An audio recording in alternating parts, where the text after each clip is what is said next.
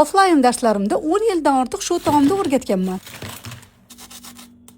Ovozlar ishtahangizni ochdimi? Bugun retsepti bilan bo'lishmoqchiman. Kefir yoki qatiq, tuz va razrixichelni solib yaxshilab aralashtirib olamiz. Yog' va 2 ta tuxum solamiz. Aralashtirib olamiz, so'ng un solib yumshoqqina xamir qoramiz. Tayyor bo'lgan xamirni 20 daqiqaga tindirishga olib qo'yamiz. Nachinkasi uchun tovuq filesidan qiyma chiqarib olamiz, so'ng mayda qilib qirg'ichdan chiqarilgan piyoz, tuz va ziravorlarni solib yaxshilab aralashtirib olamiz. Singan xamirni xuddi manti, chuchvaralarga yoygandek qilib yupqa qilib yoyib chiqamiz. Kichikroq kosa yoki piyola bilan xuddi videoda ko'rsatilgandek qilib shakl berib chiqamiz. Qiyar uchun bizga suv, tuxum, yog' yaxshilab aralashtiramiz, tuz va un solamiz. Qiyarimiz tayyor bo'ldi. Yoyilgan va yumaloq qilib kesilib olingan xamirlarni o'rtasiga tayyor bo'lgan nachinkamizdan qo'yib chiqamiz va ustidan tayyor salomka pechenalarini qo'yamiz.